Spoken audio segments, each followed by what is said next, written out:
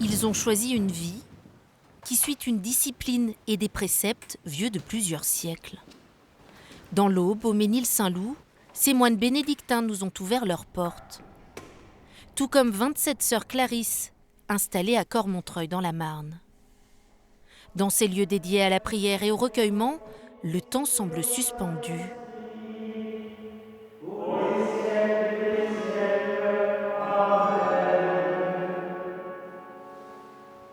Une pause que cette agricultrice s'accorde régulièrement. Plusieurs fois par mois, elle vient passer quelques heures en compagnie des frères qui vivent ici et envisage même un séjour prolongé.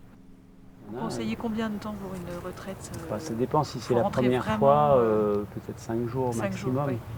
Ici, on se sent apaisé, en paix, c'est vraiment un lieu qui respire la paix, qui respire la sérénité.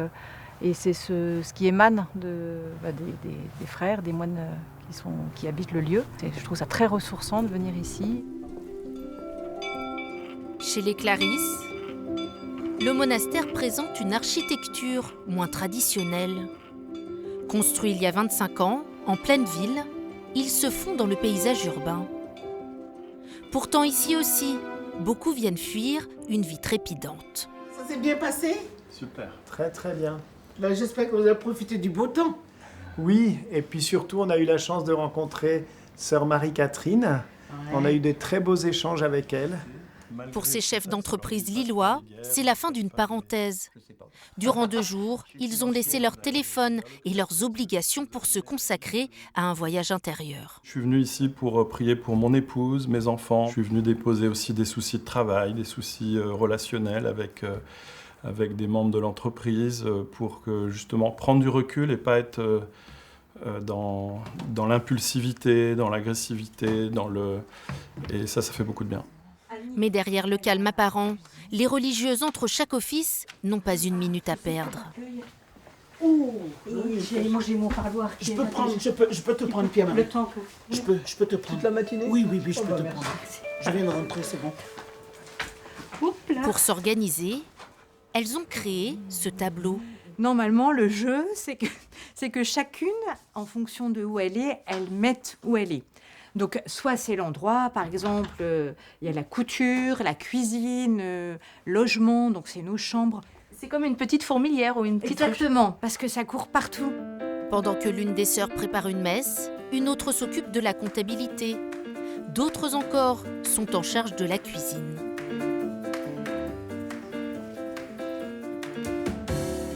Sœur Pascale est l'une des artistes du monastère. Elle peint des icônes et fabrique des bougies. Une tâche minutieuse qui lui demande une organisation chronométrée.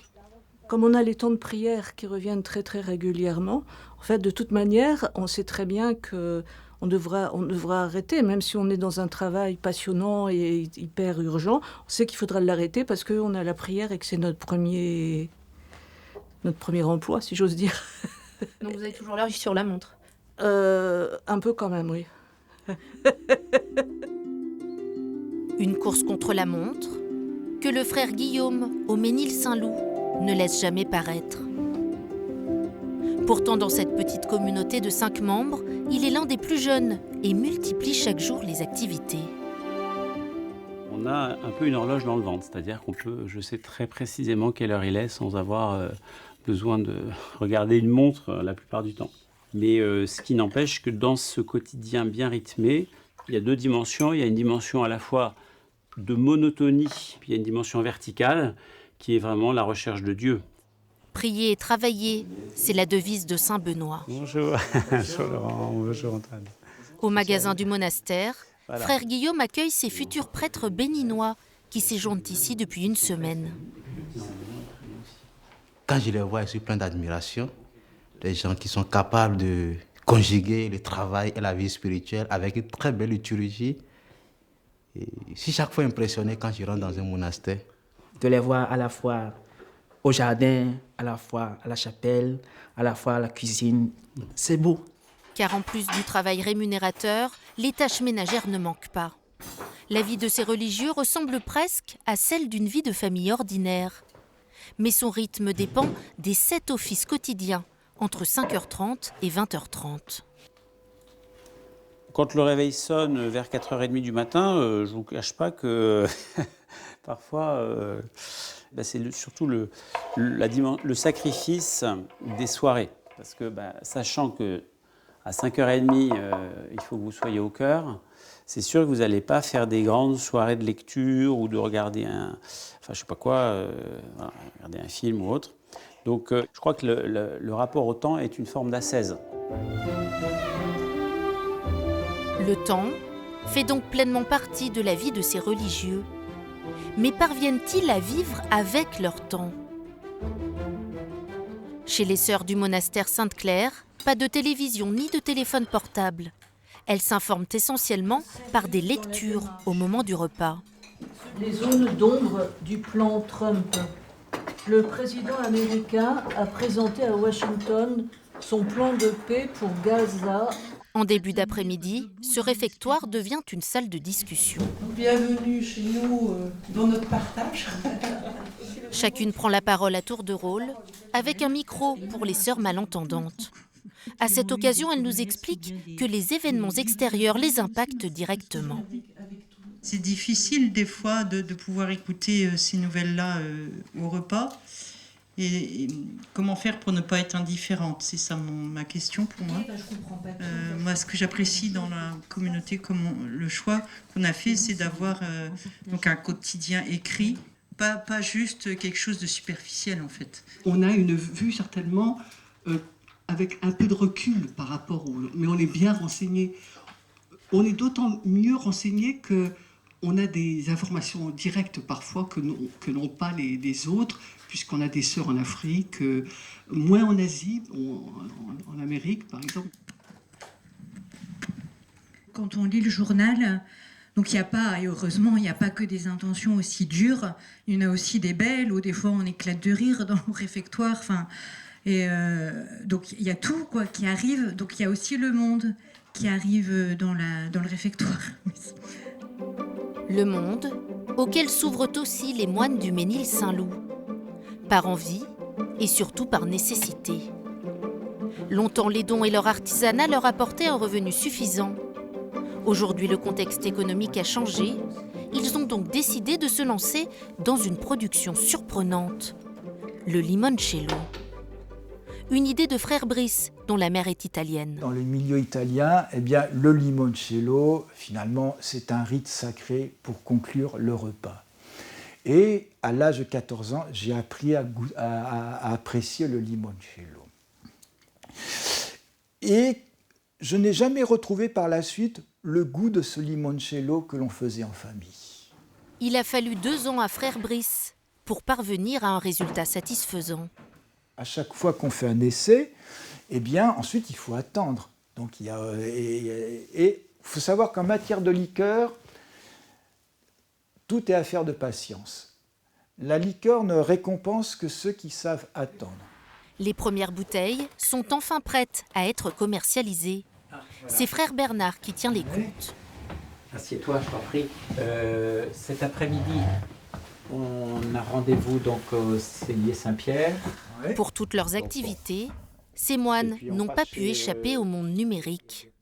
La facturation électronique. Aujourd'hui, on ne fait plus beaucoup de démarches hors d'Internet. Même les démarches administratives, etc. Mais surfer sur le web leur prend tellement de temps qu'un couvre-feu a été imposé. 21h30, Internet est coupé. Voilà, comme ça, tout le monde fait dodo. Ça coupe pas les smartphones. Hein. Ah non, ça coupe pas les smartphones. Oui. Pour donner un exemple personnel, je suis très accro à ce qui est actualité, notamment actualité politique internationale.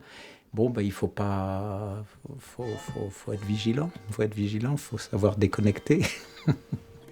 Éviter les tentations du monde actuel, tout en adoptant ses contraintes. Un équilibre à trouver.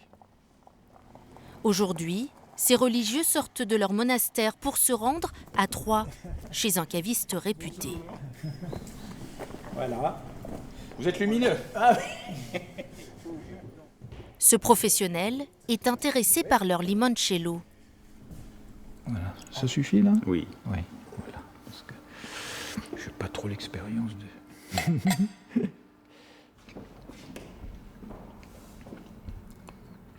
Bravo. C'est pas tous les jours que vous avez des moines qui viennent vous faire déguster quelque chose? Non, c'est pas tous les jours, c'est même pas très souvent. Peut-être pas assez souvent parce que souvent les moines ont la sagesse de l'expérience, de l'assemblage, de l'équilibre, de l'harmonie. Donc nous sommes preneurs.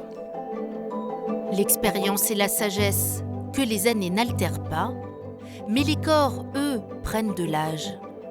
Les Clarisses de Cormontreuil ont choisi de s'y adapter. Alors ils ont commencé les fenêtres, c'est ça? Alors ils ont commencé les fenêtres, mais je ne sais pas si c'est qu'ils ont été arrêtés. En fait, on construit une infirmerie, parce qu'actuellement la communauté vieillit, malheureusement, si je peux dire. Il y a quand même des sœurs qui commencent à clopiner, et du coup on tient quand même à garder les sœurs chez nous le plus longtemps possible. Et on va avoir des chambres qui seront... Des chambres, ce ne sera plus des cellules. Hein. Ici, les sœurs ont entre 44 et 92 ans. Et comme dans la plupart des communautés religieuses, voilà des années que les jeunes recrues ne frappent plus à la porte. On sent bien qu'il y a un manque, voilà, qu'on ne se coltine pas finalement la jeunesse. La jeunesse. Or, moi quand je suis rentré il y a plus de 50 ans maintenant, bien sûr qu'on était une jeunesse tonique. Hein. Moi, c'était pas juste après 68, mais c'était des gens on était des militantes. Voilà.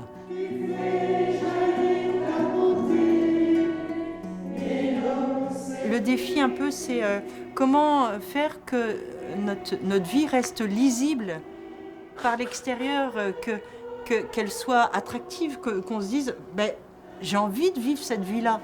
C'est pour ça qu'on aimerait bien aussi que ça revienne dans le sens de pouvoir transmettre aux générations plus jeunes. Le trésor, ce qui fait notre bonheur, mais comment le dire pour aujourd'hui, avec les mots d'aujourd'hui. Un défi que tous comptent bien relever pour permettre à leur vocation de résister au temps qui passe.